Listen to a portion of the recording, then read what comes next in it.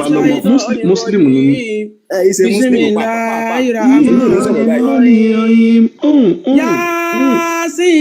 Yasin wal Qur'anil hakim.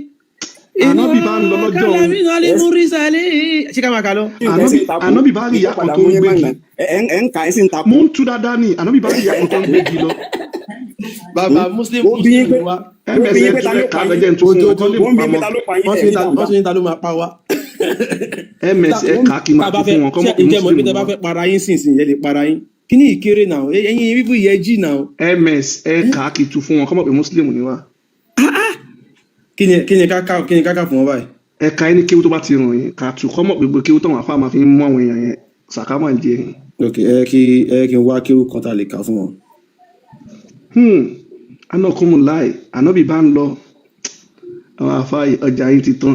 So ìsínlẹ̀ yìí mọ̀ pé àwọn kan wọ́n kàwé yín ń dùn yìí ẹ̀yin tẹ̀ ẹ̀ṣẹ̀ bẹ̀rẹ̀ àtàtì ìjáde tá a máa ṣe ìwà níta gbangba tá a máa lọ sí state by state. Ẹ ká lẹ́ báwo ni? Káàkọ́ bẹ̀rẹ̀ láti ṣe bó lè ka Fátíà. Kí ló máa fi ń kírun? Àwọn àyàwó ló máa fi ń kírun. Àwọn àyàwó ló máa fi ń kírun Fátíà àti kíni? Máa ń ka Fátíà. Máa ń ka Alámùtàrà Káífà. Alámùtàrà Káífà. Ok. Máa ń ka iná àti iná. Iná àti iná. Ok. Ẹ ká kọ́ yé láti bí ká sáré bẹ̀rẹ̀. Ó yá ka Fátíà yẹn fún wa. Ká kọ́ mọ̀ bóyá o mọ̀ Fátíà yẹn. Bismillahirrahmanirrahim. Alhamdulillahi rabbil alamin. Arrahmanirrahim. Maliki yawmiddin. Iyyaka na'budu wa iyyaka nasta'in. Ihdinas siratal mustaqim. Siratal ladzina an'amta alaihim ghayril maghdubi alaihim waladdallin. Àmín. Ẹ jẹ́ wá ṣe àmín. Ṣé o mọ̀ túmọ̀ nǹkan tó kà? Kí ni túmọ̀ Yorùbá? Mi lè translate yẹ sà. Ṣé o mọ̀ o mọ̀? Mo mọ̀ bọ̀ mi lè translate yẹ. Tó bá lè translate ẹ̀ ṣe sọ túmọ̀ ẹ̀ ó ní o mọ̀ túmọ̀ ẹ̀ sọ túmọ̀ ẹ̀ fún wa tó bá yẹ pé o mọ̀ túmọ̀ ẹ̀. Tí o bá mọ̀ sọ pé o mọ̀ kò sí jà ń bẹ̀ mo kàn fẹ́ mọ̀ ni. Ṣé o mọ̀ túmọ̀ ẹ̀? Mi mọ̀. Ẹ̀ náà ṣó wá dáa kó o kàn máa ka nǹkan láì mọ̀ ìtumọ̀ ẹ̀ ṣó dáa? Bọ̀ mo mọ̀ pé àdúrà tó dáa ni. Nǹkan tó ń sọ fún ẹ nìyẹn ṣé wọ́n ti lọ ṣèwádìí pé ṣó àdúrà ni irọ́ ni àdúrà kọ́ o. Ṣé kí n tú fún ẹ báyìí kó o mọ̀ túmọ̀ ẹ̀ báyìí lálẹ́ yìí? Ok sir, mo ń gbọ́. All right, máa tú fún ẹ máa jẹ́ kó o mọ̀ túmọ̀ ẹ̀ lálẹ́ yìí torí kó o lè ọkọ mọ̀ pé àdúrà kọ́ máa dẹ̀ tún jẹ́ kó o mọ̀ pé Allah ṣìgìdì ni kò kí ń ṣe Ọlọ́run wọ́n wá fi ẹ̀sìn Islam wọ́n wá fi báyé wa jẹ́ ńlẹ̀ Yorùbá ni. Now ìtumọ̀ Fátíà tó kà tó bá sọ pé o fẹ́ kírun ìtumọ̀ ẹ̀ ni pé ní orúkọ Allah aláàánú jùlọ gbogbo ọpẹ́ ẹ̀yìn jẹ́ ti Allah olúwa gbogbo ẹ̀dá aláàánú jùlọ olùkápá ọjọ́ ẹ̀san ìwọ nìkan ni à ń jọ́sìn fún ọ̀dọ̀ rẹ nìkan ni a wá oore sí fi ẹsẹ̀ wa rinlẹ̀ lójú ọ̀nà tààrà ọ̀nà àwọn tó ṣe ìdẹ̀ra fún yàtọ̀ sí àwọn ẹni ìbínú àti àwọn olùṣìnà ṣé o mọ àwọn tí Allah pè ní ẹni ìbínú àti olùṣìnà ń bẹ̀ yẹn? Àwọn Christian àti Jew ẹ̀yin máa wá ṣe àmì bẹ́ẹ̀ ṣe ni Allah ló ń gbé àwọn Christian àti Jew ó ń gbé wọn rí so kò sádùúrà ń bẹ̀ ẹ̀yin dẹ̀ ń ṣe àmì. Now ó sọ pé ó tún máa ń ka Alámùtàrà Káífà ṣé o mọ̀ túmọ̀ ẹ̀ Suratul Fil? Mi mọ̀. Ó yá ka Alámùtàrà Káífà yẹn. Bismillahirrahmanirrahim. Alamtara kayfa fa'ala rabbuka bi ashabil fil wa lam yaj'al kaydahu fi tadlil wa arsala alayhim tayran ababila tarmihim min jaratin misjin wa ja'alahu kasfin ma'kul. Now lẹ́ẹ̀kan sí kí tí wá béèrè ṣé mo lè fún ẹ níwèé kí n kọ nǹkan kan sí kí n kọ nǹkan kan sí tí o mọ̀ túmọ̀ ẹ̀ kí n wá gbé fún ẹ kí n wá ní kó sign ṣé wá sign ẹ̀? Mi lè sign ẹ̀. The same thing yẹn gangan ló ń ṣe yìí ó ń ka àwọn èdè tí o dẹ̀ mọ̀ ìtumọ̀ ẹ̀ ibẹ̀ tó lè láti máa sọ pé wèrè ló ń ṣe Islam because ẹni tó rí ẹ̀ bá pé kò ní máa kàn máa ka nǹkan kó dẹ̀ máa mọ̀ ìtumọ̀ nǹkan tó ń kà kó dẹ̀ máa kà á ṣó bọ́pọlọ mú kéèyàn máa ka nǹkan kó dẹ̀ máa mọ̀ ìtumọ̀ ẹ̀ ṣó bọ́pọlọ mú? Kò bọ́pọlọ mú ṣó understand jẹ́ kí n wá sọ ìtumọ̀ Alámùtàrà Káífà fa'ala rabbuka bi ashabil fil tó kàn sí jẹ́ ìsọ ìtumọ̀ ẹ̀ fún ẹ ìtumọ̀ ẹ̀ ní pé ṣé o kò wòye sí bí olúwa rẹ ṣe ṣe ìjọ eléere ni ṣé kò sọ ète wọn di òfo àti ànùbí ó sì rán àwọn ẹyẹ níkọníkọ sí wọn wọ́n sì ń jù wọ́n ní òkúta amọ̀ tí ó ti gbaná sára ó sì sọ wọ́n di bíi pòpòrò gbígbẹ tí ẹranko jẹ lájẹdà sílẹ̀. Ìtumọ̀ ẹ̀ nìyẹn. Ok, nǹkan tí mo kà fún ẹ̀sìn tó gbọ́ túmọ̀ ẹ̀ ṣó bọ́pọlọ mu? Kò bọ́pọlọ mu, bó ṣe rí nìyẹn. Ṣé orí nǹkan tẹ máa ń kà lé tẹ máa ń kà tẹ bá ń kírun yẹn tàbí tó ń kà fún ẹnu kúrò tó máa ń ṣe àmì ṣe wọ́n kàn dàbí pé kọ́ máa sọ pé adé ń ṣeré gélé adé ń gun kẹ̀kẹ́ wá ní àmì níbi tí ẹlẹ́yin ìjòkó àmì ọkàn ka ìtàn bẹ́ẹ̀ ni àwọn kan sáré wọ́n ṣe sáré wọ́n wá ṣubú wọ́n wá bẹ́ẹ̀ ló ṣe rí ó ti yẹ ìtàn lásán ni ó ti yẹ. Ṣé orí irun tó ń lọ kí yẹn ṣé o mọ̀ pé bó ṣe ń forí balẹ̀ lẹ́ẹ̀márùn lójúmọ́ yẹn ṣé o mọ̀ pé èrè ṣìgìdì òun ni Allah àkànbí ti sùn àkànbí ò lè àkànbí ti sùn ṣé o mọ̀ àbó mọ̀ pé ṣìgìdì ni Allah ṣé o wà ń bẹ̀ jẹ́ sáré gbé Allah sí máa gbé ṣé o ń wojú fóònù. Bẹ́ẹ̀ni sà. Alright, ó máa rí Allah sí máa wo mo máa sáré gbé Allah sí fún ẹ̀sìn yìí o Allah kan máa lo ìṣẹ́jú kan màá lè gbé kúrò ń bẹ̀ ó máa rí Allah sí yìí. Kò possible sà. Ó possible ó máa rí Allah sí máa fi aláwọ̀ sí mú lọ. Allah tẹ́ ń forí balẹ̀ fún òun nìyí ṣó ti rí àbó rí wókè. Mo rí sà. Ó ti rí Allah nìyẹn Allah tẹ́ ń sìn nìyẹn. Allah nìyẹn. Ok, jẹ́ tún ṣe báyìí fún ẹ kó tún ṣé orí fún mi. Bẹ́ẹ̀ni sà. Alright, wà rí Google ni mo wà yìí o mo wá tẹ Allah idol wá tẹ síbẹ̀ ohun rẹ̀ jẹ́ n fi hàn kó rí rí o ti rí Allah idol. Yes sir. Alright, wá send ẹ̀ wá tẹ sí Google wá send ẹ̀ pé kí Google lọ bẹ́ẹ̀ search ẹ̀ wá so wá lọ sí image o sì rí images wo kí ni tí mo gbé sí lẹ́ẹ̀kan yẹn ṣé òun ní ìyàbọ̀ nǹkan. Òun ní sáà ń gángan ilé. The statue of Allah o ti rí Allah ó ní ọwọ́ ọ̀tún méjì tó parọ́ pé òun fi dá Adam irọ́ lásán ni. Allah yìí èrè ni nǹkan tó ṣẹlẹ̀ ní pé Allah ni àwọn lárúbáwá gbà wípé ó dá àwọn ó ti yẹ Allah ni àwọn gbà Allah àwọn lárúbáwá nìkan ló ní èrè ni olúwa ilé Kaaba ni inú Kaaba ló ń gbé ó ti yẹ. So bó ṣe wà yẹn wọ́n wá parọ́ wọ́n wá tú kínní yẹn wọ́n wá pè ní Ọlọ́run fún wa wọ́n wá sọ pé ẹgbọ́ Ọlọ́run tóbi àwọn èèyàn máa ní Allahu Akbar meanwhile Allah kì í ṣe Ọlọ́run ó ti yẹ. Now ǹjẹ́ o mọ̀ pé bó ṣe ń ṣe Islam yìí tó bá sọ pé o ò ṣe mọ́ tí wọ́n dẹ̀ ti ń lo ṣẹ̀ríà ṣé o mọ̀ nǹkan tí Allah ní kan ṣe fún ẹ. Ok, jẹ́ ẹ̀kọ́ bí ẹ báyìí ṣé Ọlọ́run tó dá wa ṣó lè sọ pé kó pààyàn. Ọlọ́run ò lè sọ bẹ́ẹ̀. Ǹjẹ́ o mọ̀ pé nǹkan tí Allah sọ ní pé ẹni tó bá ń ṣe Islam tó bá wá sọ pé òun ò ṣe mọ́ pípé kan pa á. Ṣé o ti gbọ́ rí àbó gbọ́ rí? Mo ti gbọ́ rí. O ti gbọ́ rí? Bẹ́ẹ̀ ni. So ẹgbẹ́ òkùnkùn ní ibẹ̀ ló sì máa mọ̀ pé Ọlọ́run Olódùmarè kò ní nǹkan kan ṣe pẹ̀lú Islam. O ò nídìí ẹ̀sìn kankan nǹkan tó ní láti ṣe ní pé kó kọjú mọ́ ìwé ẹ tàbí kó lọ kọ́ṣẹ́ iṣẹ́ ọwọ́ tó dáa òun ló lè fi rílé ayé gbé kò kí ń ṣe Islam o ẹ̀sìn Islam orí burúkú ni o ẹ̀sìn àwọn ajagun gbalẹ̀ ni o wọ́n fẹ́ fi gbalẹ̀ ni wọ́n fẹ́ fi ba àwa ọmọ Yorùbá wọ́n fẹ́ fi ba ayé wa jẹ́ wọ́n fẹ́ fi sọ wá di atọrọ jẹ báwọn àwọn Haúsá ṣe ń tọrọ jẹ kiri tán wá ṣe bá ń bí àlà kiri òun náà fẹ́ fi ẹ̀sìn Islam òun náà fẹ́ fi sọ wá dà o nǹkan tó ní láti ṣe ni pé just face your studies squarely face ìwé ẹ lọ kọ́ṣẹ́ tó bá ti ṣe tán lọ kọ́ṣẹ́ tó yà pé skilled work kan ló fẹ́ lo like kó lọ fojú sí òun nìkan ló lè fi ráyé gbé kó dẹ̀ nífẹ̀ẹ́ ọmọlàkejì. Now kó tó wá máa lọ máa drop máa fún ẹ ní one verse sí máa wá bí ẹ pé ǹjẹ́ Ọlọ́run lè sọ bẹ́ẹ̀. Now ṣé o nífẹ̀ẹ́ mọ́mí ẹ àbí o nífẹ̀ẹ́ mọ́mí ẹ? Mo nífẹ̀ẹ́ mi. Now ǹjẹ́ o mọ̀ pé tí mọ́mí ẹ ò bá ṣe Islam tí wọ́n dẹ̀ lọ jẹ́ mùsùlùmí bó ṣe ń ṣe Islam yìí ǹjẹ́ o mọ̀ pé nǹkan tá Allah sọ ní pé kó fìyà jẹ mọ́mí ẹ kó tún pa wọ́n. Mi mọ̀. Ó mọ̀ jẹ́ kí n bẹ́ẹ̀ gbé jáde ìwọ fún ara ẹni mo máa fẹ́ kó kà ó ti yẹ ìwọ ló máa ka ilé jẹ́ n gbé jáde fún ẹ ìwọ mo fẹ́ kó ka ilé ṣó wojú screen ṣó ń rí ṣó lè ka ṣó lè ka bẹ́ẹ̀ni sà ó yá ka sí ká máa gbọ́. You will never find a people who truly believe in Allah and the last day loyal to those who they fear Allah, His messenger. Now nǹkan tó wà His ń bẹ messenger. nǹkan tó wà ń bẹ yẹn ṣé ó yé ẹ nǹkan tó jẹ́ kí n kà á fún ẹ kó lè yé ẹ ó ní Ó yé mi. kí ni nǹkan tó sọ ó yá tú fún wa mo fẹ́ mọ̀ bóyá ó yé ẹ. Wọ́n ní pé ẹ lè wá èèyàn tó nífẹ̀ẹ́ Allah.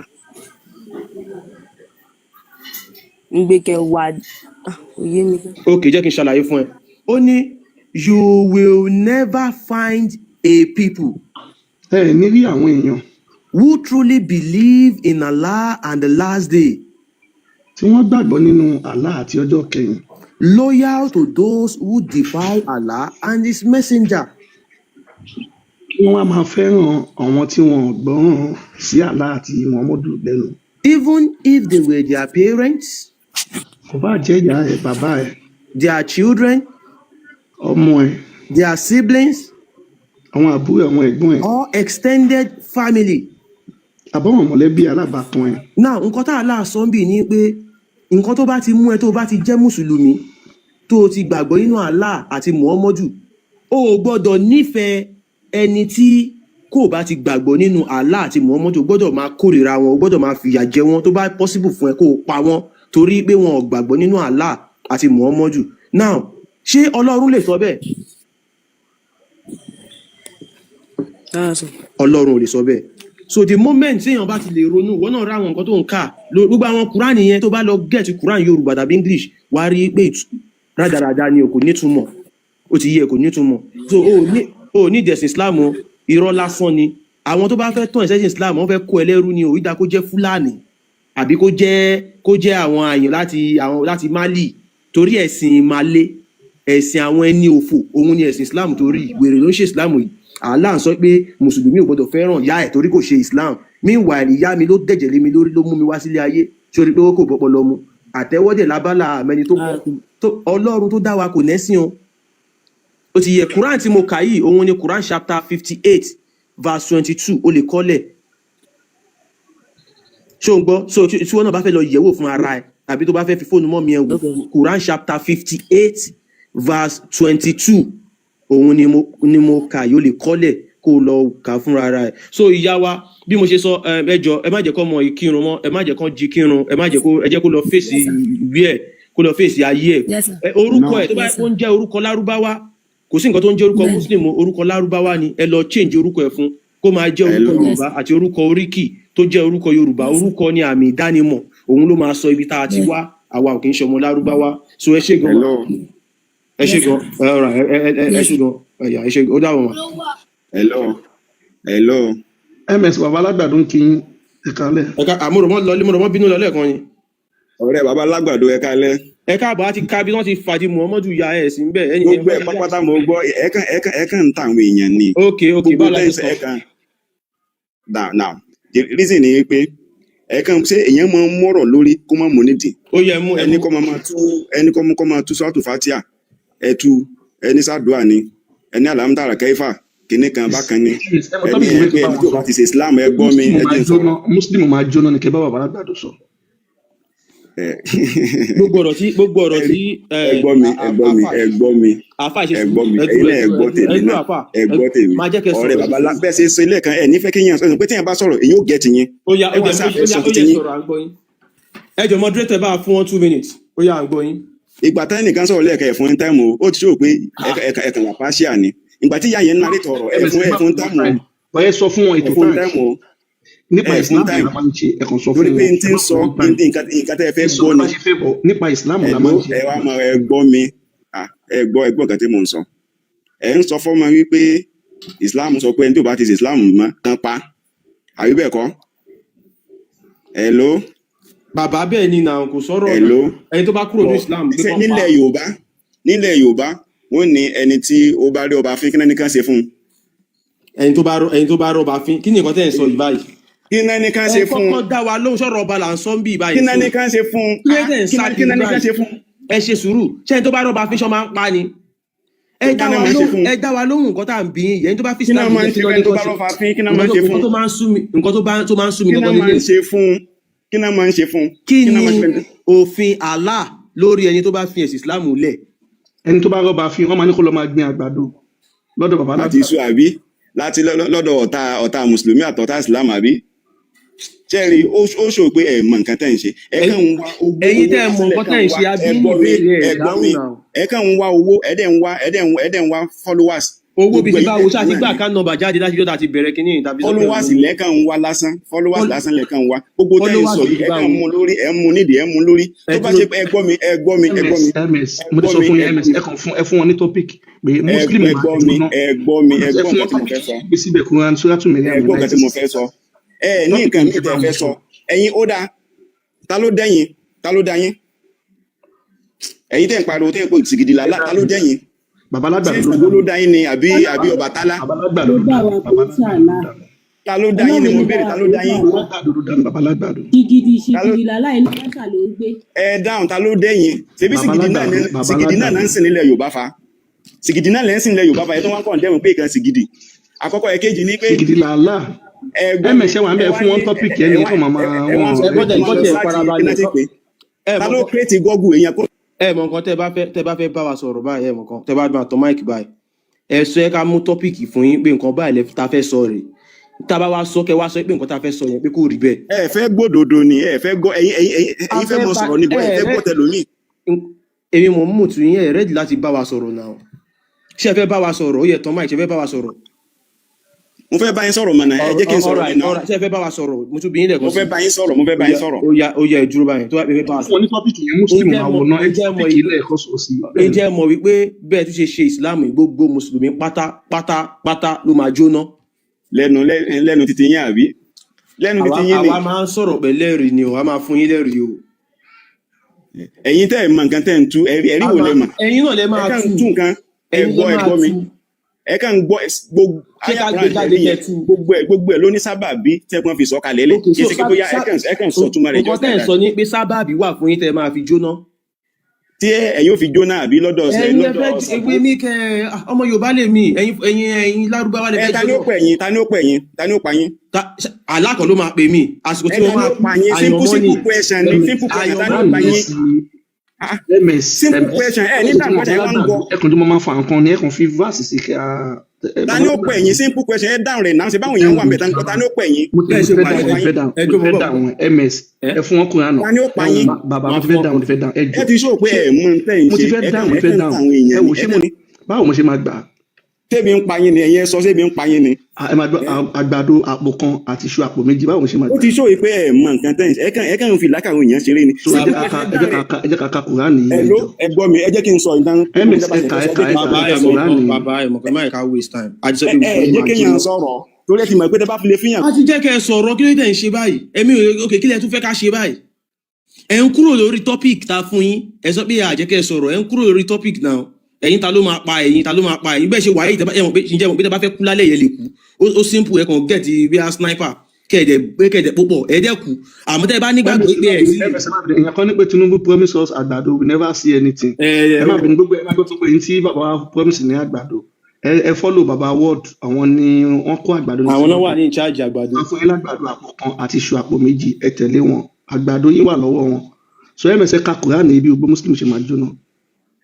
so tí bàbá bá wà ń bẹ̀ tẹ́ bá wo ó ti ń sọ̀rọ̀ bọ̀ bí gbogbo yín ẹ máa ṣe kinní kan wọ́n máa kó sọ ọjọ́ ìdájọ́ ló ń sọ yìí Allah dẹ̀ ń sọ wípé ẹ̀yin mùsùlùmí wà minkum illa waridha òun ni ó ní wá rí dùn wá àfi kẹ́ ẹ débẹ̀ àfi kẹ́ ẹ wọ there is none of you who will not sẹ́ni pass kankan over. nínú yín àfi kẹ́ ẹ wọnú náà kẹ́ ẹ jóná. This is a decree your Lord must fulfill. Allah ní eléyìí ní ìlérí tóun ti ṣe tóun dẹ̀ máa mú ṣe gbogbo muslim máa jóná. gbogbo yín pátápátá kò sí bẹ́ẹ̀ fẹ́ ṣe bẹ́ẹ̀ ṣe jẹ́ bọ̀ mi àkàn rí fọ́tò yín ni àmọ̀ bóyá ẹ náà mi lórí torí tí ẹ ò bá ní àmì yẹn lórí àmì dúdú tí ẹ máa fi kó yín kúrò nínú tẹ́ ẹ bá ní lórí gbére ni ọ lẹ́ máa wà nínú gbére so àfà. ẹ kàn ẹ gbọ́ mi ó dáa nísìnyí ẹ ń kọ̀ndẹ́mẹ̀ fún ìyá yẹn pẹ̀lú ọmọ rẹ̀ yìí pé ṣé ọmọ rẹ̀ só mọ̀ tó mọ̀ Quran gbogbo ẹsẹ̀ fásitì ọmọ yín mọ̀ sọ́mọ̀ tó mọ̀ tán wí tán bá ṣe mẹsẹ̀ fà gan ṣé wọ́n mọ̀ tó mọ̀ rẹ̀ wọn ò lè mọ̀ tó mọ̀ rẹ̀ ìgbóná tó wà ń bẹ̀ nìyí. sẹ́yìn mọ̀ pa Quran.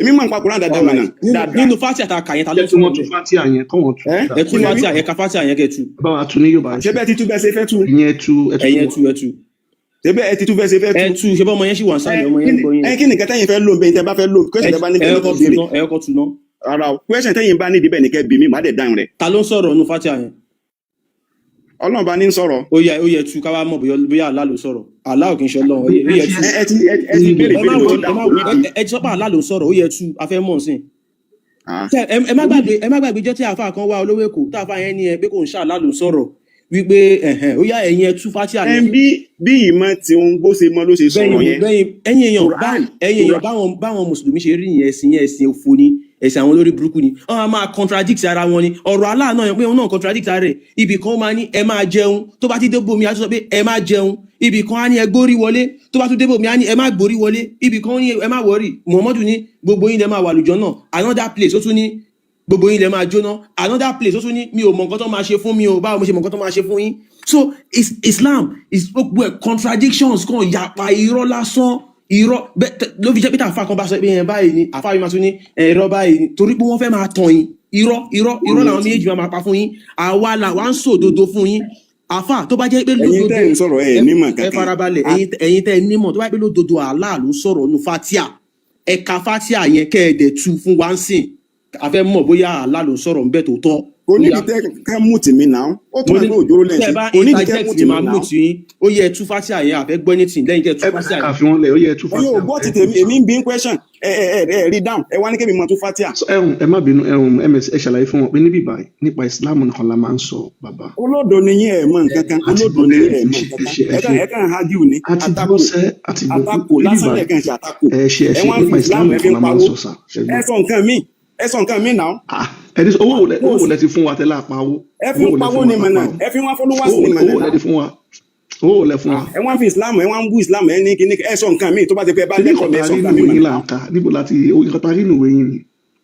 ẹ kí ló kàn yín pẹ̀lú ìwé kí ló kàn yín ó lẹ́tọ̀ dàbà muslim mélòó ni ẹni mí tí ń gbé fákàlẹ̀ ẹni tí ń sọ pé bákan bákan ms ṣé muslim ní abẹ́ kì í ṣe muslim muslim ni mí náà muslim ni mí muslim ni mí. ẹ ìṣe muslim pàápàá Yasin wal Qur'anil hakim. Ànábì bá ń lọ lọ́jọ́ òun. Ṣé ká máa kà lọ? Ànábì bá rí ìyá kan tó ń gbégi. ẹ ń ka ẹ sì ń takò Mo ń tú dáadáa ní ànábì bá rí ìyá kan tó ń gbégi lọ. Bàbá muslim ó bí yín pé wa.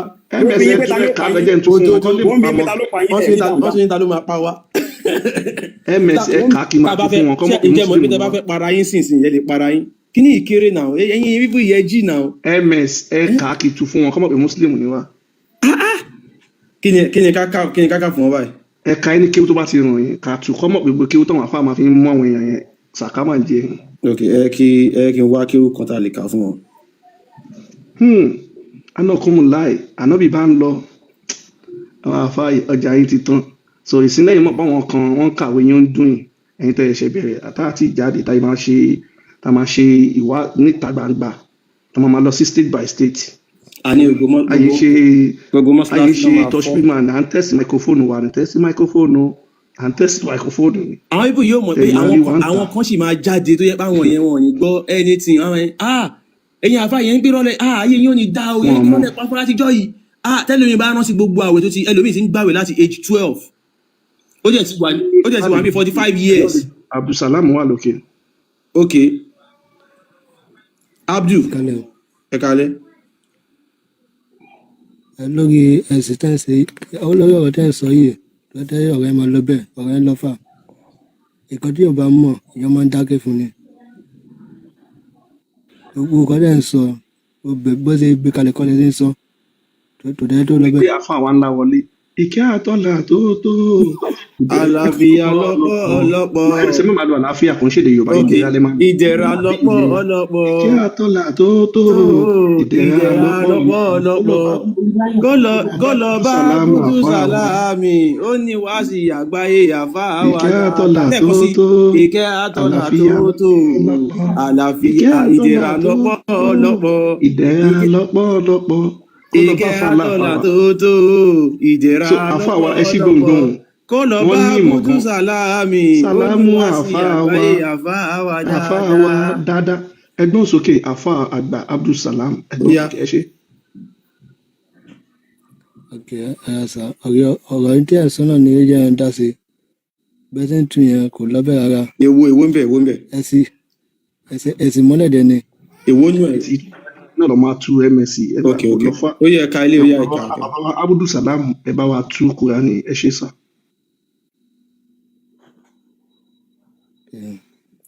Kò ní nọ́mbà wọn mo fẹ́ mọ kò wá ní tú bọ̀ àmì náà lọ kó ní ìwọ̀nba tèmi.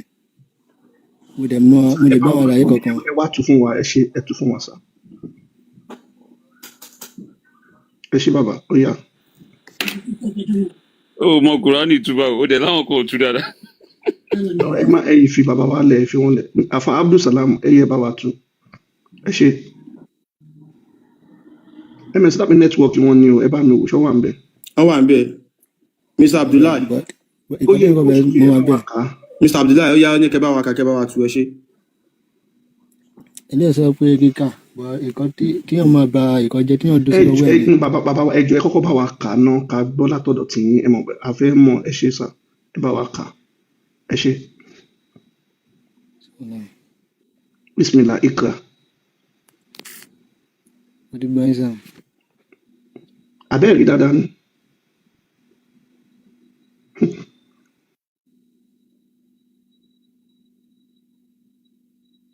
tó bá dẹ̀ ní wèrè ló ń ṣe Islam ẹ máa sunkún kiri. Pé wọ́n ni wọ́n ń bọ̀ wọ́n máa kà wọ́n ń bọ̀ yẹn bí kọ́kọ́ wọ́n lọ wò tún mọ̀ ẹ̀ ní kìíní. ọ̀ṣà àti kà. àlàyé kanlẹ̀ àlàyé jápa níbo yẹ mọ́ sábẹ́ bẹ́ẹ̀ kọ́lá bí àtú dáadáa bí rọ́nà pa. iṣẹ́ ti já. àti MS bàbá sẹ́yìn náà kọ right up ó ṣe ìsìlámù síbi àwọn orí. ẹ kú ètò ṣé ìwọ̀n àyìn ẹ ṣe máa sọ pé wèrè ló ń ṣe Islam. ṣé capital letter lẹ́nu ni àbí small letter. èmi gan tí ẹ̀mí mọ̀ bó wà ń bẹ̀ bọ̀ capital letter wèrè ni wèrè wọn lórí small letter. fún ara ẹrú ló ká ó dùn mí o ládùúrò orin tá a kọ fún yẹn ó jẹ́ tó wá sá lọ kò dáa náà ládùúrò orin tá a kọ fún yẹn ó yẹ kó lè ká náà ó dáa ẹjọ mùsùlùmí ni kó sì máa wọlé báyìí. Last success.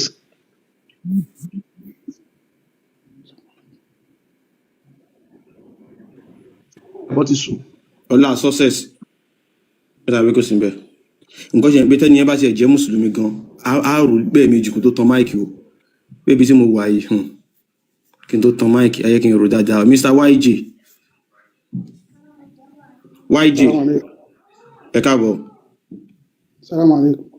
ẹ káàbọ̀ à ń ṣe ọmọ lárúbáwá ń bì Ọmọ Yorùbá lèmi náà. kí wa ní kíkì Yorùbá ìwò ní sàlámù àlẹ́kùn à ní èdè tiwa ni. Kí ẹ̀làpọ̀ ni àlùbáwò ni a ṣe ní ká sọ. kí wọ́n ká sọ látàkùn sí ìlú. Ó dáa a kí ni fún àsìkò tá a wà ẹ káàárọ̀ ẹ káàsán ẹ káalẹ́. ẹ káàbọ̀ Yes. ó yá à ń gbọ́ yín kí lẹ fẹ́ bá wa sọ. Àwọn program tẹ̀ ń ṣe la fẹ́ ní káà náà dá sí. ìyá ti fún yín máìkì dá sí. Mùsùlùmí ni wá ṣùgbọ́n mo ti máa ń wo àwọn screen record yìí but àwọn kankan ò yé mi tí mo fẹ́ béèrè. Number one, ẹni gbogbo mùsùlùmí ló máa jóná ìkànnì yẹn. Ìkejì, ẹni ìran wọn ti ń kí Mohammed kó tó máa kírun kó tó mú un wá ló di méjì but nǹkan kan tí bí irun yẹn ni mo fẹ́ wọ̀. Wọ́n lè ti máa kírun kí Mohammed tó máa kírun kó tó mú ìrun wá ṣùgbọ́n nǹkan kan tẹ́nu believe ni pé Allah nígbà yẹn náà tó jẹ́ pé bóyá bàbá Mohammed àbí bàbá ẹ̀ ń sìn God náà làwọn náà ń pè which means tó jẹ́ pé Allah náà làwọn náà ń pè so wọn ò pè ní orúkọ míì but ìgbà tí Mohammed wá tó mú another dimension wá so Ọlọ́run tó ń gbé wá yẹn automatically Allah náà ló máa pè because of that name ó ti wà nílẹ̀ tẹ́lẹ̀tẹ́lẹ̀ so ibẹ̀ yẹn kò yé mi tó bóyá bó ṣe báwo mo ṣe fẹ́ sọ náà bóyá bó ṣe tún bí ok bí a kì í mú báyìí nísìnyí báyìí nílẹ̀ Yorùbá ní tí mo believe nílẹ̀ Yorùbá ni wípé a ní Ọlọ́run Olódùmarè, àwọn Ṣàngó Ọya nǹkan nǹkan kò ṣe Ọlọ́run, àwọn míì máa ń ṣì pé Ọlọ́run bọ̀ kò ṣe Ọlọ́run, bí ó dàbí àwọn representative tó jẹ́ pé èèyàn lè consult àbí nǹkan kan according to bó ṣe yé mi sí, nítorí irú ilé tọ̀dọ̀ tiwa mi mọ̀ tẹ́ bá mọ̀ tí wọ́n máa ń pè ní ẹlẹ́gba èṣù, àwọn ẹlẹ́gba jẹ́ bí ọmọ èṣù, bí Lanróyè, bí nǹkan kan but bí èṣù ni bàbá ẹlẹ́gba ni wọ́n sì ń lé ọ̀dọ̀ tiwa. So bíi pé èèyàn kan lọ consult ẹ̀ kì í ṣe Ọlọ́run, bóyá bẹ́ẹ̀ yẹn náà ló ṣe rí nígbà yẹn. So kíní yẹn wà ó kò yé mi dáadáa lórí bẹ́ẹ̀ ṣe ń sọ pé no Allah ó ti wà before, wípé tí Muhammad náà bá gbé tiẹ̀ dé nígbà yẹn Allah náà ló sì máa pè é, which means tó dẹ̀ jẹ́ wípé bóyá Ọlọ́run directly ni òun mì, but àwọn bàbá ẹ̀ nígbà yẹn táwọn náà ń sìn ní Allah, so bẹ̀yẹn ni mix up wà tí mo fẹ́ kẹ́ clear. Alright, ká lè clear nǹkan tí ẹ fẹ́ mọ̀, so a máa béèrè àwọn ìbéèrè kankan lọ́wọ́ yín láti lè mọ ibi tí knowledge yín tó dé, a lè mọ ibi tá a ti máa bá yín mu. So bàbá tó bí bàbá Muhammadu Abdulmutalib ṣé mùsùlùmí ni? Ibi tí mò ń lọ gan náà nìyẹn, kì í ṣe mùsùlùmí. Alright, ṣé ó sin Allah? Nígbà tí lè jẹ́ Abdulmutalib automatically ó ní Allah. Ok, ṣé Allah ṣó wà nù èrè tí wọ́n ti ń sìn tẹ́lẹ̀ kí Islam tó bẹ̀rẹ̀? Ṣé rí bẹ́ẹ̀ yẹn mo lè ló wà ń bẹ because of pé Ọlọ́run làwọn náà ń pè ń gbà yẹn, ó tiẹ̀ jẹ́ pé ṣé àwọn pé ibi tí mo lọ nìyẹn o, ṣé àwọn pé mísọ̀pù wà nílẹ̀ Yorùbá náà, àwọn kan ń pe Ṣàngó lọ́lọ́run. Kò séèyàn kan tó pe Ṣàngó lọ́lọ́run rí bàbá, ẹ kì í ṣe ọmọ kékeré náà. Ẹ fún wa léyàn tó pe Ṣàngó lọ́lọ́run, ẹ jẹ́ fún wa lẹ́yọ̀kan. Ẹ fún wa lẹ́yọ̀kan. Inú mi dùn pẹ̀lú question tẹ béèrè yẹn, ṣé àwọn ibi tí problem ẹ fún wa lẹ́yọ̀kan tó pe Ṣàngó lọ́lọ́run rí. ẹ ṣeun, ṣé rí ibi tí problem ti wà lélẹ̀, problem bẹ̀rẹ̀ láti bí àwọn tó máa ń ṣe tíátà, so ẹ lè rí àwọn fíìmù kan wà nínú tíátà náà wọn pe Ṣàngó lọ́lọ́run, ẹ má parọ́ mọ́ ní tíátà ẹ jọ. wọ́n máa ń pè bẹ́ẹ̀. Wọn pè bẹ́ẹ̀, àwọn ọ̀rọ̀ yẹn àlè gbà wọn pè bẹ́ẹ̀, òun ní tíátà ò tí ì ṣe rí. wọ́n máa ń pè bẹ́ẹ̀. Ẹ sọ múvì ẹ̀yọ kan, ẹ sọ múvì ẹ̀yọ kan fún wa tí wọ́n ti pe Ṣàngó lọ́lọ́run ní múvì. Ẹ sọ ká lọ gbé jáde nísinsìnyí máa wò kí ni àkọlé lẹ́yìn. ẹ máa gbọ́ mi pé ò lè gbó sórí but tí mo bá rí màá send ẹ̀ sí tí mo bá rí. ẹ má lo reference tí ó sì kò sí. àmọ́ ni ẹ máa gbọ́ nǹkan tẹ́mi fẹ́ ká mọ̀ ni pé àwa tá a bá ní òrìṣà nílé àwa la mọ̀ pé kì í ṣe Ọlọ́run, àwa ní ojú òde rújú ẹ get bẹ́ẹ̀, ṣùgbọ́n àwa la mọ̀, ṣùgbọ́n àwọn èèyàn kan wà, àwọn jọ́sìn àwọn ọmọ tó ń ṣẹ̀ ń jáde àbí tó ń wo fíìmù akẹ́kọ̀ọ́ kan, wọ́n believe pé Ọlọ́run wọ́n ń pe àwọn èèyàn yẹn, so irú bẹ́ẹ̀ yẹn lè jẹ́ mix up náà ní bíi ilẹ̀ Àràbù, tó nǹkan tẹ́mi sọ nìyí. Ìbéèrè mi tí mo sì béèrè tí mo fẹ́ kẹ́ ẹ get, kí Islam tó bẹ̀rẹ̀ wọn ò mọ nǹkan tí wọ́n ń sìn, àwọn nǹkan tó ń sìn, ère tí wọ́n fi ọwọ́ mọ, oòrùn, òkúta, àwọn nǹkan tí wọ́n ń sìn nìyẹn. Mo wá bi yín wípé nínú àwọn ère tí wọ́n ń sìn yẹn, èyí tó ń jẹ́ torúkọ ẹ̀ ń jẹ́ Allah, tó jẹ́ ère Allah gangan, ṣó wà nù wọn àbí kò sí? Inú ó wà náà. Ó wà nù wọn, ẹ ṣe. Now ṣe mọ̀ pé orúkọ yẹn ni wọ́n fi sọ Abdullah. Now ṣe mọ̀ pé nígbà yẹn nǹkan tí wọ́n ń ṣe òun ni pé wọ́n pe gbogbo àwọn nǹkan yẹn ní Ọlọ́run yẹn, Ọlọ́run wọn pọ̀, bẹ́ẹ̀ ni àbí bẹ́ẹ̀ kọ́? Bó ṣe rí náà nìyẹn. Ìgbà tí Muhammadu wá dé, ó wá sọ pé irọ́ o, ẹyọ kan ni Ọlọ́run, ẹ má kó nǹkan míì, ẹ má pa nǹkan míì pọ̀ mọ́ Allah, bẹ́ẹ̀ ni àbí bẹ́ẹ̀ kọ́? Bẹ́ẹ̀ ni. Ẹ jọ, Allah wo ni Muhammadu sọ? Ṣé Allah tó jẹ́ tó yẹ orúkọ bàbá yẹn jẹ́ Abdullah tó jẹ́ ère yẹn ni, àbí Muhammadu mú Allah mi wá? Ẹ ṣe question yẹn ó nice púpọ̀. Ṣé ẹ mọ̀ pé inú àwọn ère tí wọ́n pè ní Ọlọ́run wọn gbà tí wọ́n sì ní oríṣiríṣi, Muhammadu identify ẹyọ kan bẹ̀ tó bá dẹ̀ wá ilé proof ẹ̀ o, kò identify ẹyọ kan bẹ̀ pé eléyìí ni Allah tí mò ń sọ pé kẹ́ ẹ máa sìn, òun náwó sókè pé Allah òkè ni kẹ́ ẹ máa sìn, kì í ṣe pé wọ́n identify inú ère àwọn bàbẹ́ náà, àwọn bàbẹ́ generally làwọn bàbẹ́ ń pe gbogbo àwọn ère kọ̀ọ̀kan ní Allah, wọn kálukú mú orúkọ ti tẹ̀ láti jẹ́ pé. ok máa wọlé kí n máa space ara yín jù nígbà tí sọ pé Muhammadu identify ẹyọ kan as Allah, kò sọ pé Allah òkè, ṣé Muhammadu mọ bí Allah òkè yẹn ṣé mọ bó ṣe rí? Ọlọ́run ẹ jẹ́ máa sọ pé ok ẹ ní sùúrù, báwo a gan ṣe àtàjẹ́ Muhammadu Ọlọ́run ṣe rí. ẹ sì fi àwálẹ̀ ṣé Muhammadu ṣó mọ bó ṣe rí tó bá yẹ pé at least tó bá yẹ pé irú àwa ọmọ Yorùbá ń sìn a ò rí Ọlọ́run rí I believe pé everywhere ló wà ṣe get kò sẹ́ni tó lè sọ pé báyìí ni Ọlọ́run ṣe rí kò sẹ́ni tó lè sọ pé ọkùnrin ni kò sẹ́ni tó lè sọ pé obìnrin ni mo wá ń bí yín pé Muhammad ẹ̀yin lẹ́yìn sọ pé kò identify ẹyọ kan kò wọ́n lè máa identify ẹ̀ ṣú ọ̀gan but ṣé Muhammadu ṣé ó lè sọ nǹkan tó bá fi lè mú Muhammadu lè sọ pé Allah báyìí ló ṣe rí o báyìí ló ṣe rí o ó ní orí o ó ní irú o ó ní ìdí o ó ní ọwọ́ ó ní ẹsẹ̀ definitely ó ti rí rí mo wá ń bí yín pé ṣé Muhammadu ṣé ó ti rí Allah rí ṣé ó ti rí Allah rí.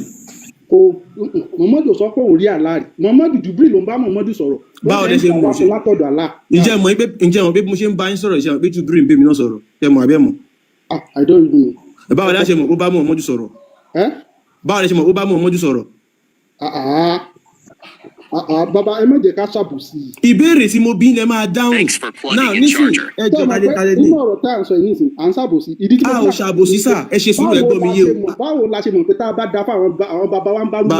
bàbá ẹ sì fọ̀rọ̀ fálẹ̀ èmi àti yóò ṣàbòsí ẹ gbọ́ mi yé sà kẹ́ understand mi. tẹ́ bá kánú Kùránì gan Kùránì sọ pé èèyàn bíi tèmi èèyàn bíi ti yín báyìí ni Muhammadu ó jẹun ẹ̀ ń jẹun bẹ́ẹ̀ ṣe ń dóbò the same thing then so nǹkan tí mò ń sọ fún yín Muhammadu ló sọ fún yín wípé Jibril sọ pé Allah sọ pé Muhammadu wá sọ àbí bẹ́ẹ̀ kọ́ àbí Allah nọrùn jáde ń bì kọ́ pé ẹ̀yin ni wọ́n fi sọ̀rọ̀ ṣé mo parọ́. Jibril jíṣẹ́ fún wípé Allah sọ pé. Muhammadu sọ wípé Jibril sọ wípé fóun àbí pé Allah sọ pé àbí kò ṣe pé bóyá èèyàn kankan rí Allah yẹn tó sọ̀rọ̀ bẹ́ẹ̀ ni àyè bẹ́ẹ̀ kọ́. Alright èmi náà wá ń sọ fún yín sìn wípé Jibril ń gbé ọ̀rọ̀ wá fún mi mo jẹ̀ wá ń sọ fún yín ẹ wá ń sọ fún mi wípé ẹ ò gba tọ̀dọ̀ tèmi gbọ́ àbí meanwhile ẹ gba ti Muhammadu gbọ́ and the same thing tó ń ṣẹlẹ̀ sí mi tí mò ń bá yín sọ̀rọ̀ yìí náà ni Muhammadu náà ṣe Muhammadu sọ pé Jibril sọ pé Allah sọ pé tó ti yé yín. wọ́n gbádùn yín gan. so bó ṣe ṣẹlẹ̀ ní èèyàn kankan ò bá Muhammadu sọ̀rọ̀ bọ́ tẹ́ bá sọ̀rọ̀ ìbéèrè tèmi ṣì ń bí yín mo fẹ́ padà síbẹ̀ ni wípé ǹjẹ́ Muhammadu ṣó describe Allah ibi báyìí lála ṣe rí báyìí tó bá fi lè describe Allah definitely ó ti rí Allah yẹn rí èrè Allah táwọn bàbá ẹ̀ ń sìn táwọn bàbá ẹ̀ ń sìn tó jẹ́ olúwa ilé Kaaba tó jẹ́ olúwa ilẹ̀ Mẹ́kà òun gangan náà ni Allah yẹn torí nǹkan tó wà nínú Quran náà ni wípé ẹ̀yin èèyàn ẹ máa sin olúwa ilẹ̀ Mẹ́kà ẹ máa sin olúwa ilé Kaaba. ẹ ti délẹ̀ sá. mo ti délẹ̀. ok fine question tí mò ń béèrè náà lè dá má bínú. èmi mo béèrè question ẹ̀ dá mi náà mo ní ṣó describe bá Allah ṣe rí. ìbéèrè mo ti sọ fún yín láti lẹ̀ mo ní òsìkìpì kan tí Muhammadu ti describe wípé. ó yẹ ẹ jẹ́ kémi gbé ṣe lè fún mi lẹ́rìí kémi lè fún yín lẹ́rìí bí tó ti describe bá Allah ṣe rí.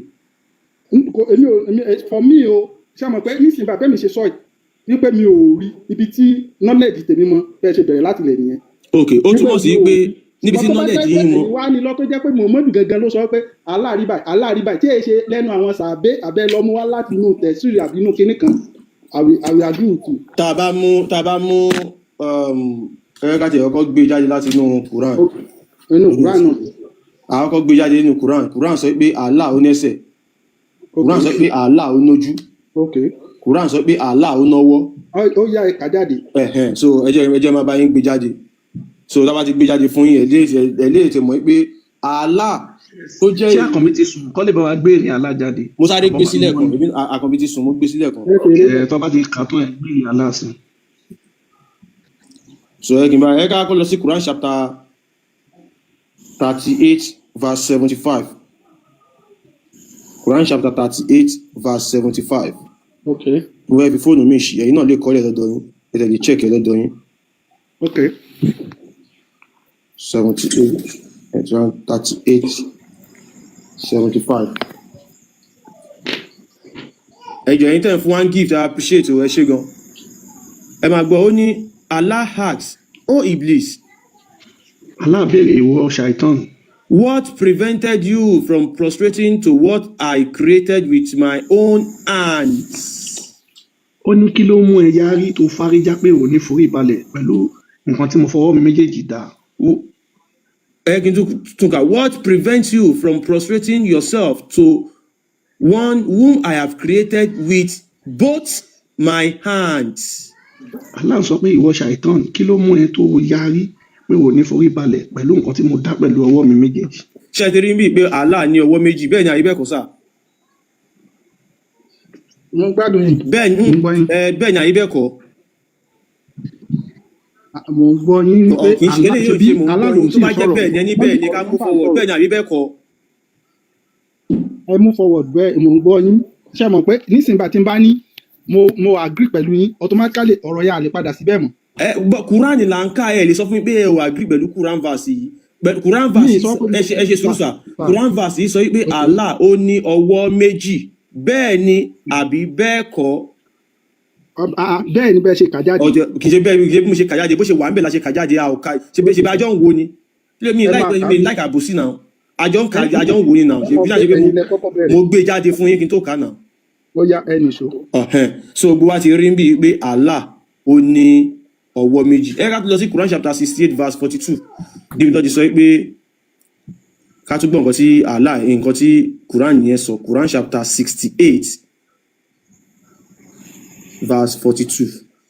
Quran 68 Suratul Al-Qalam.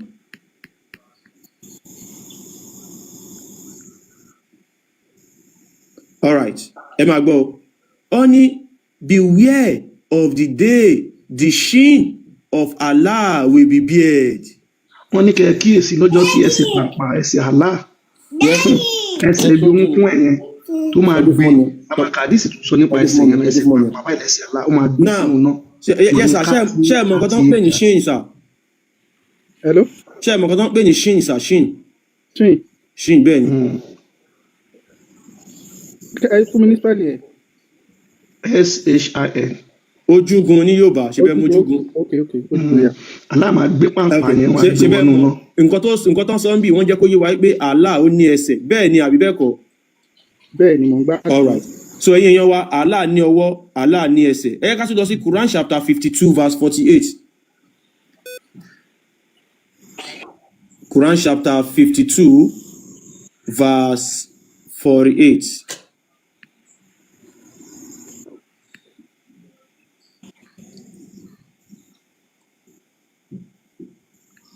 Ó ní, so be patient with your Lord's decree. Ẹ ṣe pẹ̀lẹ́pẹ̀lẹ́ pẹ̀lú Allah yín o. For you are truly under our watchful eyes. Ó nítorí pé wọ́n wà ní abẹ́ òun wò wọ́n òun ṣáàdò wọn. Ní ibi ìsìn ó ń jẹ́ kó yé wa pé Allah ó ní ojú bẹ́ẹ̀ ni àbí bẹ́ẹ̀ kọ́. Bẹ́ẹ̀ ni àìsíkò gbà. All right. So a ti mú jáde pé Allah ní ọwọ́ méjì, Allah ní ojú, Allah dẹ̀ ní ẹsẹ̀ tó fi lè describe ẹ̀ ó sì rí Allah yẹn rí. Ẹ ká wá lọ sí Súnà Nísà. Níbi tó ti gbé ẹsẹ̀ wọnú náà tọwọ́ méjì. Kọ́ṣà tí èmi àti ń sọ kọ́ fún mi o. Ìbéèrè tèmi ń béèrè kọ́lẹ̀ fún mi o. Ẹ ṣe sùúrù a máa ẹ jẹ́ sáré sọ̀rọ̀ yẹn kó má jẹ́ pé màá gbàgbé. Ẹni tá à ń sọ ni wípé mo béèrè lọ́wọ́ yín pé ǹjẹ́ Muhammadu ló sọ wípé Allah ní báyìí? Bọ́ọ̀nù Quran sì báyìí tẹ́ ẹ sọ fún mi tẹ́ ẹ kà fún mi. Ṣé mọ̀ pé àjọsọ sì wípé ọ̀rọ̀ tí kí lórúkọ ẹ̀ wá ń sọ màláìkà wá ń sọ fún Jubril ẹni tí Jubril wá ń sọ fún Muhammadu ló wà nù Quran tí. ṣe mọ̀ pé ká tó lọ mo understand. ẹ ti understand tí mo sọ. Ẹ ṣe sùúrù báyẹn ọ̀rọ̀ yín ti yé mi sà ẹ dúró ọ̀rọ̀ yín ti yé mi sẹ́ ẹ kàn dúró báyẹn ọ̀rọ̀ yín ti yé mi.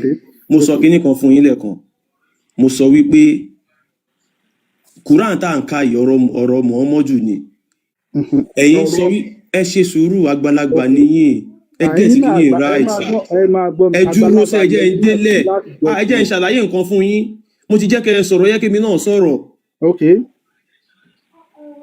Muhammadu sọ wípé Jubril sọ pé Allah sọ pé ọ̀rọ̀ tí wọ́n wá kọ sínú Quran yìí ẹnu ta ló ti jáde. Ẹnu Jubril tí Muhammadu.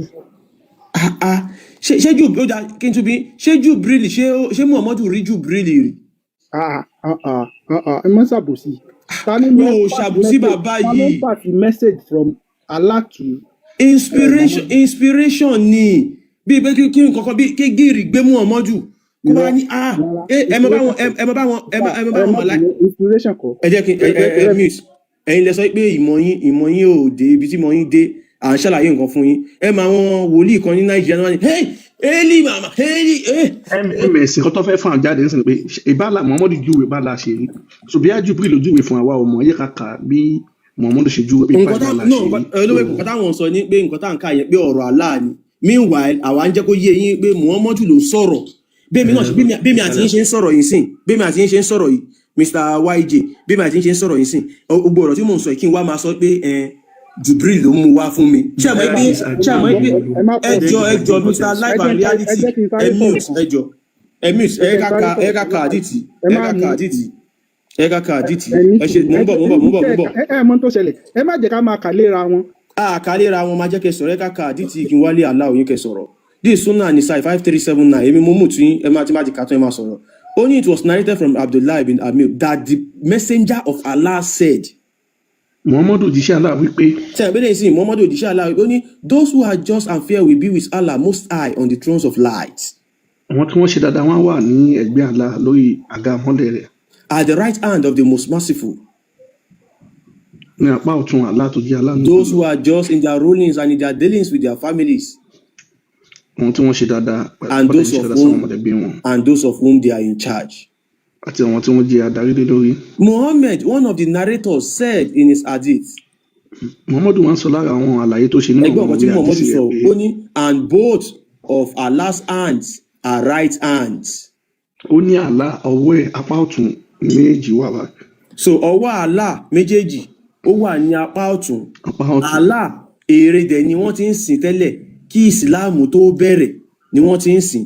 Ẹ wá jẹ́ ká gbọ́ nǹkan táwọn ọmọ Lárúbáwá sọ kí n tó wá jẹ́ kẹ́ sọ̀rọ̀. Ẹ máa gbọ́.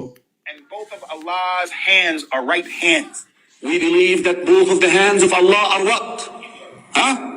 كلتا يديه يمين. Both of them are right. How? I don't know. Don't try. The hadith says very clearly that both his hands are right.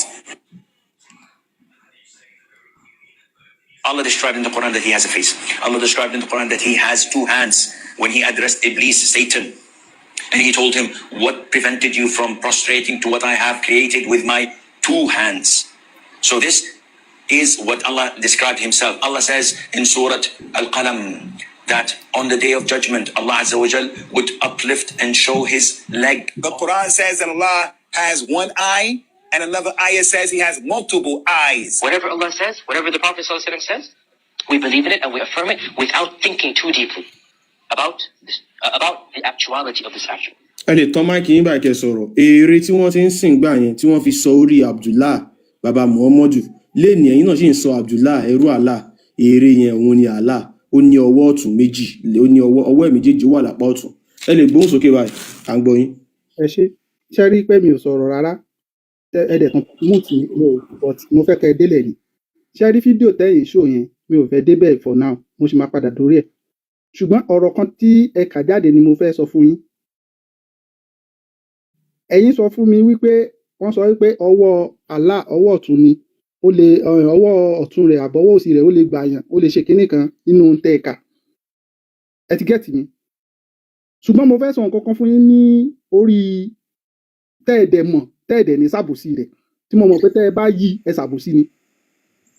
Yorùbá máa ń sọ̀rọ̀ kan tí wọ́n bá fẹ́ kí Ọlọ́run wọ́n máa sọ pé abetí lu kára bí ajere ṣé etí Ọlọ́run Olódùmarè Yorùbá lu káàkiri ara ni àpọ́nlé àti wípé a lò ní ẹ̀dà ọ̀rọ̀ àti ìtumọ̀ fi ṣe ni tí wọ́n bá sọ pé ọwọ́ Ọlọ́run lè gba ènìyàn ọwọ́ Allah lè gba èèyàn ìyẹn ò mí wípé ó arí ipò ní ọwọ́ because of pé Yorùbá gan ń lò láti fi bùkún Olódùmarè wípé ok abetí lu kára alẹ́ ti gbáròyè elé ti kínní kan ní so Yorùbá ń lò nínú intẹ́ẹ̀ka jáde wípé ókè o ọwọ́ Allah. Alágbàdẹ ní yí o.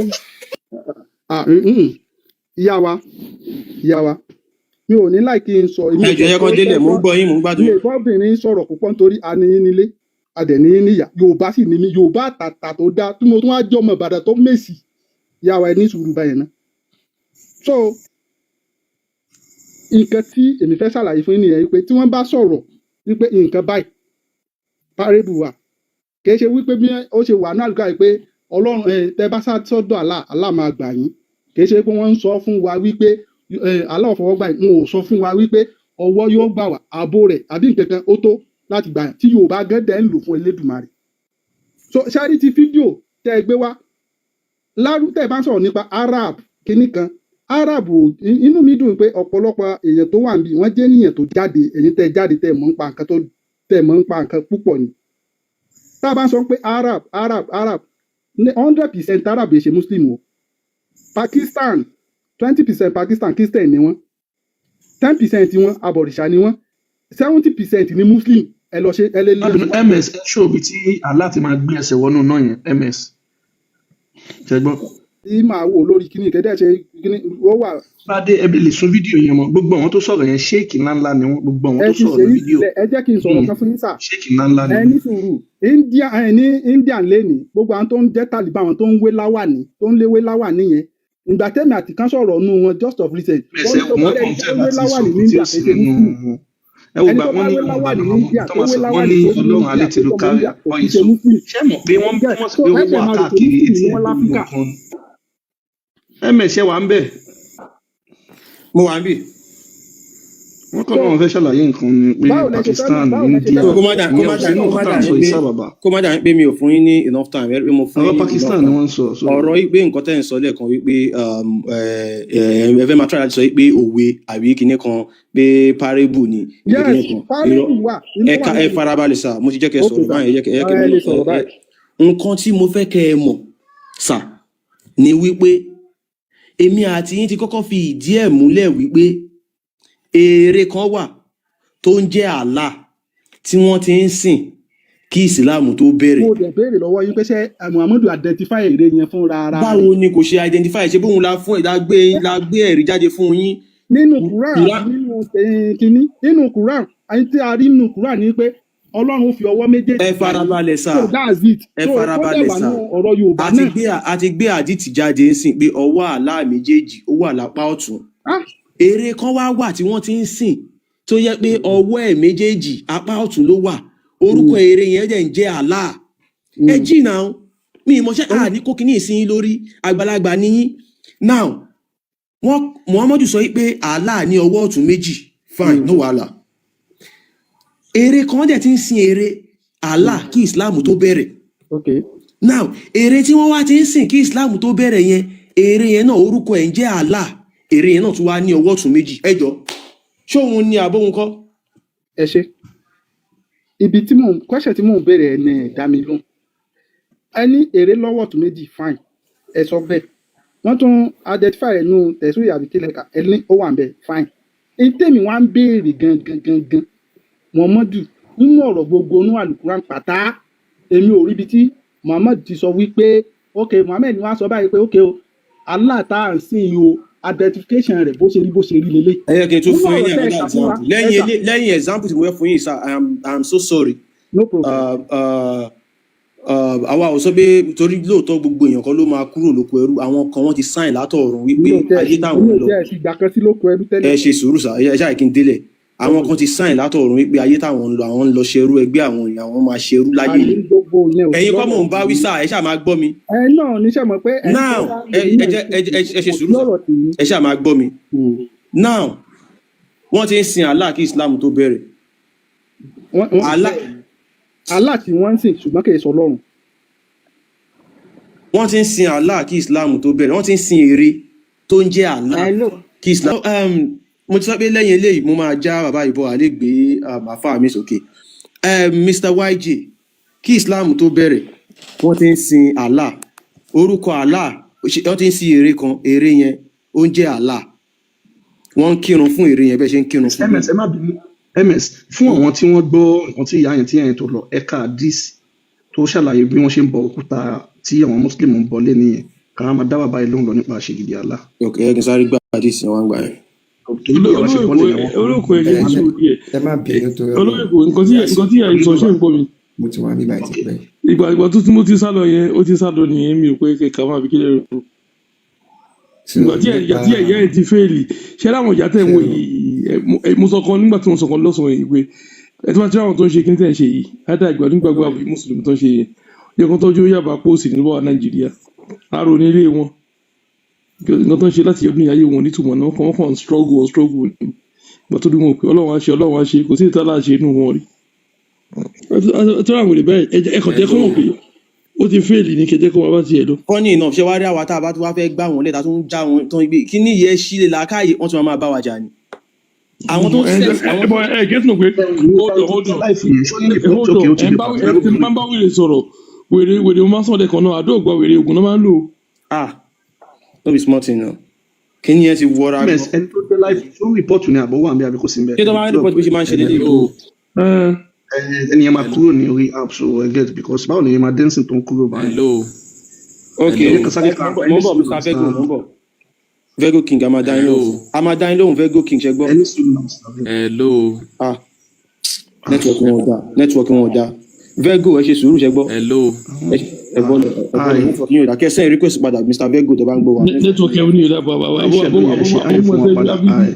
So, yes, I will okay, fast. Buhari 4376437 narrated by Abu Raja. Oh yeah.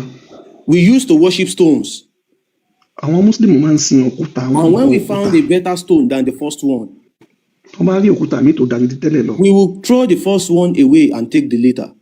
Wọ́n máa ju di tẹ́lẹ̀ nù, àwọn amú ìmí tí wọ́n bá rí. But if we could not get a stone, àmọ́ tí wọ́n bá rí òkúta then we will collect some earths. And then bring a sheep and milk that sheep over it and perform the tawaf around it. The same thing that can be tí wọ́n náà ti ń ṣe kí Islam tó bẹ̀rẹ̀ wọ́n sì ń ṣe dì sí. Wọ́n sì ń tawaf fún wọn lọ Pakistan àtàwọn India wọ́n sì ń fẹ́ jẹ pálí. So nǹkan tí mò ń sọ Mr. YJ ni pé so Allah ó ti èrè kan wà tó ń jẹ́ èrè Allah tó ní ọwọ́ ọ̀tún méjì tí wọ́n fi orí ẹ̀ sọ Abdullah tó jẹ́ bàbá Muhammadu dẹ̀ kì í ṣe mùsùlùmí. So ìgbà tí Muhammadu dé Muhammadu ò mú wọ́n tún gbé dé the same thing. So Allah yẹn kò yàtọ̀ síra wọn èrè ọlọ́wọ́ ọ̀tún méjì. Náà ibi tí mo wá ń lọ ní pé ǹjẹ́ mọ̀ pé Allah yẹn tí wọ́n ti ń sìn gbà yẹn òun náà ni olúwa ilé Mẹ́kà olúwa ilẹ̀ Mẹ́kà the Lord òun tún ni the Lord of Kaaba torí Kaaba ti wà kí Islam tó bẹ̀rẹ̀. Mi mọ̀ bá àwọn bíbí ìṣe ń ṣe ewu kínní Kaaba ti wà kí Islam tó bẹ̀rẹ̀ wọ́n ti ń ṣe Allahu Akbar kí Islam tó bẹ̀rẹ̀ Allahu Akbar ẹ̀ ń ṣe lẹ́nu. Kaaba yẹn wọn ò change ẹ̀. Olúwa ilé Kaaba tẹ́ bá lọ wo Suratu Quraysh líláfi Qurayshi ó ní ẹ̀yin ará Qurayshi ẹ máa jọ́sìn fún Allah olúwa ilé Kaaba yìí mi ìmọ̀jọ́ tí Mr. YJ mi ìmọ̀jọ́ tán di ará Qurayshi ṣé ẹ tán mọ́ Qurayshi ni ẹ̀yin ọmọ Yorùbá. Ẹ jẹ́ ká jí ẹ wo mi investors ẹ ká bẹ́ẹ̀ lómi sọ̀rọ̀ àti pẹ́jù lórí. ms gbogbo àwọn tó jẹ́ tó jagun fún Ìbàdàn mi ò bí ẹ̀fọ́jọ́ kan rántí wọn rí wọn á lè jílẹ̀ máa nítorí wọn á lè wà sálà. Àwọn bàbá wa tó jagun tí wọ́n jẹ́ ká dẹ́rù Fúlàní lẹ́nu. jagun fún ìlú wọn Ìbàdàn mi ò bí ẹ̀fọ́jọ́ kan rántí wọn kọ́ tiẹ̀ ni wọ́n fẹ́ celebrate wọn bọ̀ Muhammadu wọn ṣe mọ̀lúdì náà bí o fún oríṣiríṣi.